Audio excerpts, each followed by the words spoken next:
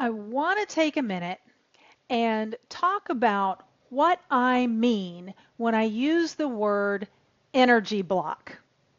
Because in the world of personal development, success, transformation, etc., we hear this phrase energy block used a lot of different ways. So I want to talk about what I mean when I use the word energy block. What is it? Why do you care? And if you are if you're dealing with an energy block, what do you do to remove the block so you can get the energy rolling again? So first of all, what do I mean when I use the word energy block?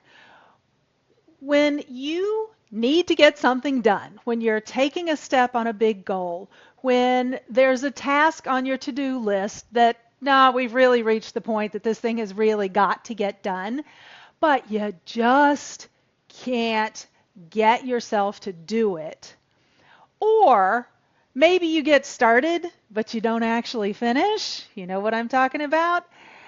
What you are experiencing is what I call an energy block. And when I use the word energy, I am talking about the very literal physical energy to get your happy hiney up off the sofa doing the thing. Because that's exactly what's got to happen. Without action, without real action in the real world, nothing happens. So in order to do that action, it's going to require some physical energy from you. So when you have an energy block, you're procrastinating, you're dragging your feet, you're not getting around to doing the thing that needs to be done, or maybe you start the thing but you don't get it finished, what's happening is the energy is coming up first to inspire the idea. That created the idea, that created the intention, that created the expectation. But in order to take it from idea to real thing, we got to keep that energy going. That actual physical energy now has to rise up and be held in order to execute the action. But if that energy starts to come up and then it gets blocked, held down by something else, the action doesn't happen. So what's the something else? What's the thing that's in the way? Energy, the physical energy in your body, we frequently call emotion. Energy in motion. This is where emotion comes from. And the mistake that people make is thinking that emotion is born from the thoughts that you think.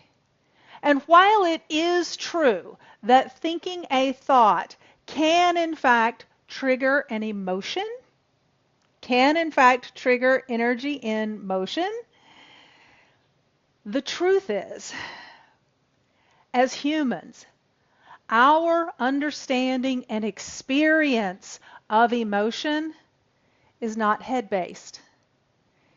It is based on a visceral, physical sensation in your body. So, when a visceral physical sensation of energy starts to move up and starts to initiate action, if that physical sensation gets interpreted by your brain as an emotion I don't want to feel, it will cut it off, shut it down, and you lose access to the very physical force that you need to actually fuel the action that you're going to take. So, what do you do about it? So the first thing to know is that there are actually three forward-moving energies: fear, anger, and desire. Most of us grew up in a world where one, if not all three of those, was labeled as bad. And most of us have had experiences in our lives where being in one of those energies, the actual physical sensation of being afraid, of being angry, of wanting something. And we've been in situations where the physical experience of that wasn't nice, wasn't pleasant, Or if the physical sensation itself was nice and pleasant, perhaps something else happened that then had us be criticized, shamed, embarrassed, feeling guilty, or otherwise bearing some sort of repercussion that says, oh, I don't want to go there again. So what we have learned to do is to just cap that, tap it down, push it down, maybe push it off to the side a little bit so we don't get the full force of that flame of energy. And to be fair, with some of these forward moving energies, when they really start to run, they can be big. They can be big energies. They can be a big physical sensation in the body. So there's an opportunity there to learn to drive that thing. It's kind of like if you finally got your hands on a real sports car or the NASCAR that you get to ride around the track and just feeling the power in that. And you put your foot on the accelerator and all of a sudden you go, holy cow, this is not the same as driving my Honda. The same thing is true when it comes to driving your own energy. That's what I'm talking about. That's what I love to help my clients do, to help them learn, actually build the internal muscle to hold the full volume of the energy that they carry, that you carry. Because remember, it's no mistake, it's there.